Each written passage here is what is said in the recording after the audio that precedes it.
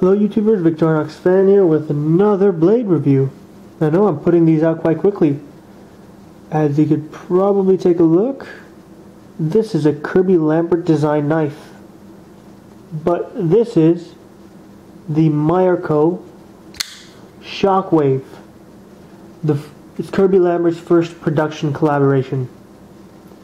Those of you who don't know, Kirby Lambert, let me wipe the blade, is a Canadian knife maker based out of Alberta, if I'm not mistaken, and out west. So he is primarily, by the looks of it, a folder maker, at least my experience with him, and he makes incredibly high quality stuff. So when we all first heard he was doing a collaboration with Meyerco, a company that was, let's be honest, kind of unknown in how their production quality is, we were all kind of surprised, and some of his fans were a little bit concerned. How will it turn out? Well, I've had this for quite a few months. If you hear anything in the background, that's the washing machine. I've had this for quite a few months, and I have to say that this is a very well executed collaboration. Now, there's some things I like, and some things I don't like about this knife. And unfortunately, some of these things that I don't like end up keeping me from carrying it a lot. Not that it's a poorly designed knife, but there are a couple things I wish they would integrate. But these things I know will increase the costs. So let's get the cost factor out of the way. This knife, I think, goes for an average about 50 US. 50 to maybe 60 US dollars. Let's just give you that range. With that, you get G10 handles, carbon fiber bolsters, HCR13 MOV blade, a stainless steel liner lock, and pretty much obviously Kirby Lambert's design. Phosphor bronze slash, or is it just Teflon? I think it's just Teflon washers in this. Still fast. So, what do I like about this knife? First of all, I think it's very aesthetically appealing to the eye. I have a preference for Kirby Lambert's work. I think it's very nice. I think his style is very unique. It's got a subtle recurve. Well, in this case, the Shockwave's got a bit more of a recurve than my Orion. This is the custom version. I don't think my... So, it's got a very unique design. I like the integration of the bolster. I like the shape of the knife. I just think overall his knives have got a very unique flair to them. He's got a bit of influence from Greg Lightfoot, obviously, since Greg Lightfoot was one of his teachers, but he definitely has branched out into his own style over the past few years. So kudos to him. Now, in terms of the knife, I really do like the blade. Now, normally I don't go for recurves, but I really do think that this is a very aggressive hollow grind. It goes to a very thin edge, so it slices quite well. Now, I've beaten on this, so I've not sharpened this in months. Like, honest to God, I haven't even honed it in months, so... Now, it definitely uses a touch-up, but the edge geometry itself is actually quite nice.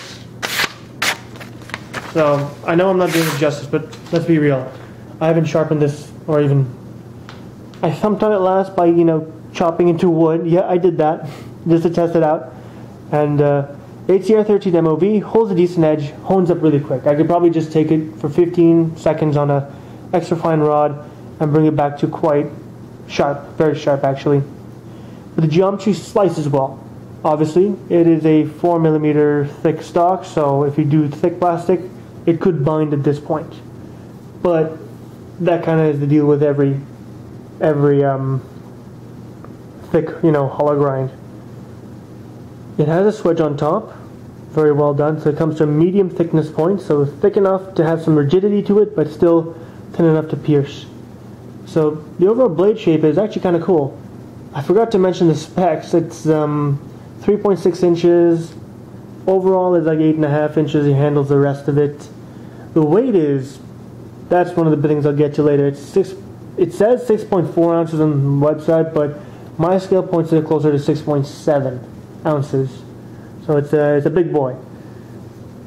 The blade, 4mm thick. I mentioned that. Dual thumb lugs. Let's go to the handle construction. Now, the handle construction and construction in general seems to be quite spot on. You have a G10 main scale, which is not textured, but it has some stickiness to it. And I find the texturing pattern kind of quite aesthetically appealing. I do like it, this sort of texture pattern on G10. Definitely gives it more of a custom feel. It's got a lowrider pocket clip, which works well if you like lowriders. It's got a carbon fiber bolster. Now, this is carbon fiber. I'm not taking it apart, but it's advertised and people confirm it's carbon fiber. It's obviously not going to be the best quality carbon fiber, guys. I mean, you're spending $50 on a knife. What do you expect? It definitely doesn't quite have the sheen of, let's say, a custom knife, or if you're into Tough Thumb's work, you know, the nice carbon fiber he uses. But it definitely does, you know, it adds a bit of aesthetic appeal. It's not my favorite. Personally, I wouldn't mind if they just went with G10 throughout the entire thing, but it definitely gives it its Kirby Lambert look. So that's impressive, the fact that they were able to implement a carbon fiber of some sort into this knife. It uses standoff construction, open pillar, and thicker, couple millimeters thick stainless steel liners. This is where the bad thing comes in. One of the two major flaws. Its weight. It's a big boy. 6.7 ounces is a lot of knife to carry. That's heavier than my Les George VECP, which, as you can tell, is 2 solid slabs of titanium. So, big knife, even heavier. This brings the weight distribution back a lot. So the balance point is right there. Essentially right at this point. So if you hold it here, you're going to have a closer to, you know, perfectly balanced knife. Up here though, it's very much handle heavy. So if you like a handle heavy blade, your thing.